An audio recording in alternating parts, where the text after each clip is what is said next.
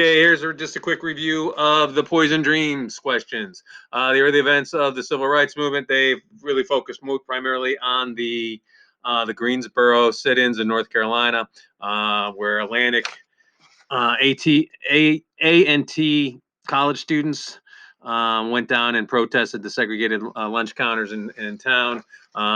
Basically, you just kind of go in and sit down, and sadly you get abused and threatened and physically assaulted, and then end up getting arrested. But they kind of did that to these nonviolent type protests of sit-ins to bring attention to the system, and they actually desegregated the lunch counters in those areas.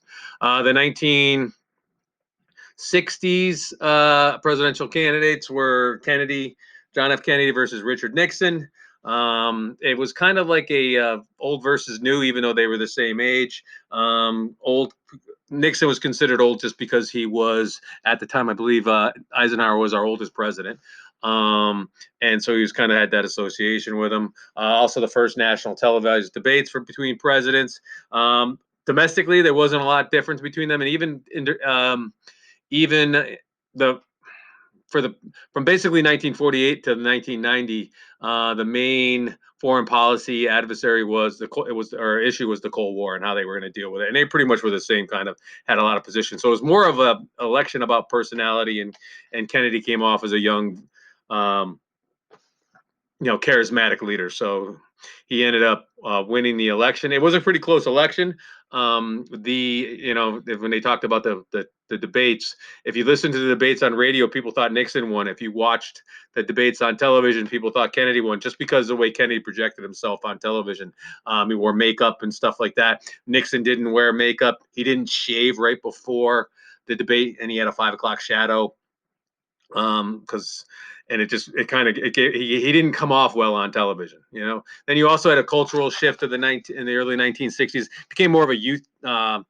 It's the beginning of basically the youth movement in America in the 1960s. So in this case, they kind of showed that you had a whole bunch of young people in their early 30s, late 20s, working in the White House, and that these people took on great responsibility. The U.S.-Soviet relationships, was kind of started with the space race, when they talked about getting the man to the moon and so forth, and putting satellites up in space. And then once if you could put a satellite up in space, there's not a big jump from putting nuclear warheads on the tips of those missiles as well. You had the Bay of Pigs invasion of Cuba, which kind of was a disaster for Kennedy. He kind of inherited this from Eisenhower, where they were going to support Cuban nationals who were going to overthrow Castro and take back Cuba and make it get rid of communism in Cuba. And then you had the Cuban Missile Crisis, where the Soviets were putting medium-range missiles into Cuba, which could hit all of the continental United States except for the very tips of like Washington State, and every major city in the United States were under the threat. So they had this big. They showed you the big Cuban Missile Crisis, where they kind of had a compromise to it.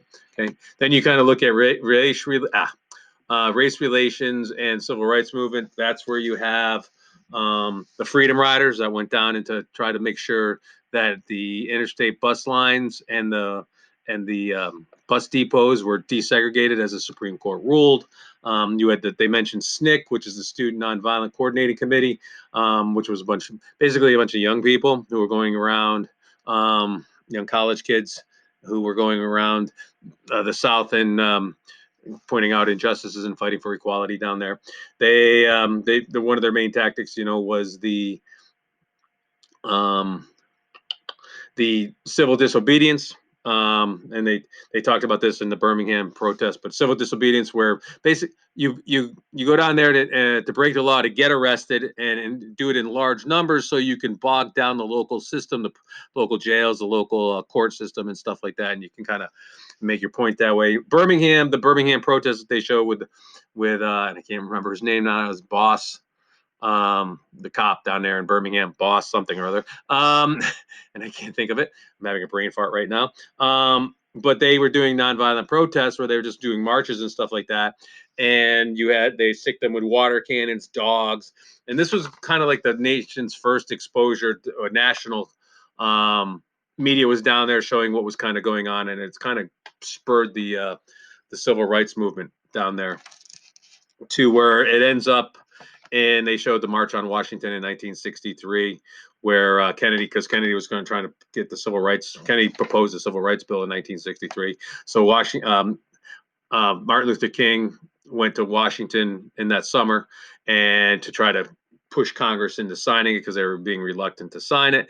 And he gave his famous "I Have a Dream" speech.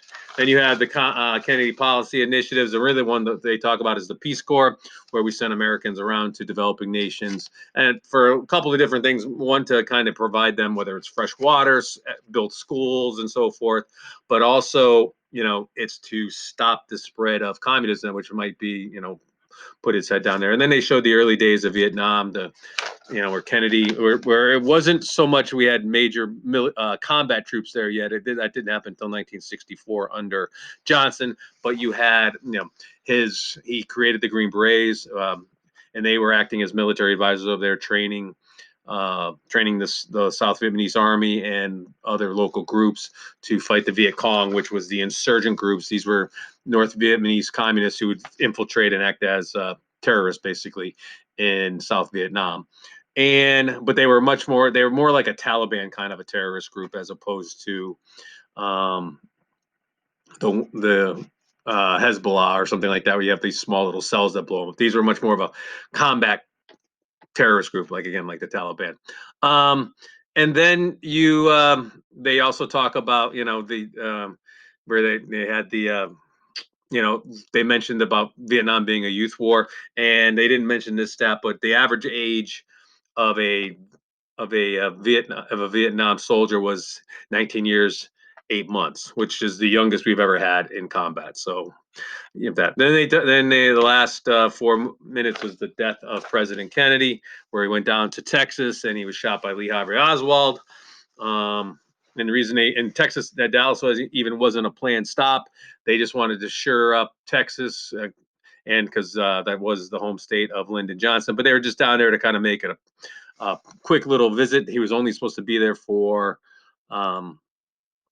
literally about 4 or 5 hours, and he was going to go to California and give a speech and then fly back that night. And he got shot by Lee Harvey Oswald in the motorcade. Last time a president ever drove in a uncovered car in a motorcade, and eventually gets caught in a movie theater. And the assassin Lee Harvey Oswald gets killed by a guy named Jack Ruby, who was a local nightclub owner, which had some mafia ties. So it created all these conspiracy theories on who actually was behind the killing of Kennedy. Was it the Cubans for the Cuban Missile Crisis and the Bay of Pigs invasion? Was it the mafia? Because Bobby Kennedy, his brother, the Attorney General, was going after the mafia hard during his presidency, and supposedly Jack Kennedy's father made a deal with the mafia to help, especially in Chicago mafia, to help win some votes and so forth. So you have that, and then there's just all these different, the grassy knoll. Was there 2 shooters, 1 shooter, kind of a thing. Then if you kind of saw the picture, that was the same dress that Bobby, when they were flying back from Texas, and they were swearing in Lyndon Johnson. That's the same dress that Mrs. Kennedy was wearing in the motorcade. So she actually had gray matter on her dress from the bullet wound that when Kennedy was shot in the head. Because again, they weren't expecting them. It was supposed to be a day trip, so they didn't bring a change of clothes.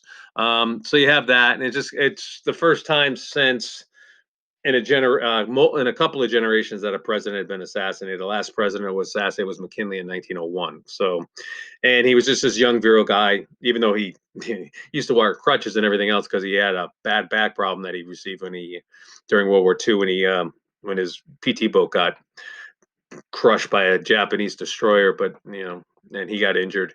So he was living with that injury. But it just was one of these things that kind of shocked America. And just a side story, my parents were in New York City on November 22nd, 1963, and they were down at Radio City watching the Rockettes do their annual Christmas show. And when they came out for the afternoon performance, they're like, New York City was dead quiet, and it was really eerie. And it just, like, in New York City's never dead quiet if you've ever been there. And I'm sure it was probably like that right after 9/11 as well. But it was one of those weird things. And then as they were walking by an appliance store, they saw that Kennedy had been assassinated. Okay, there you go.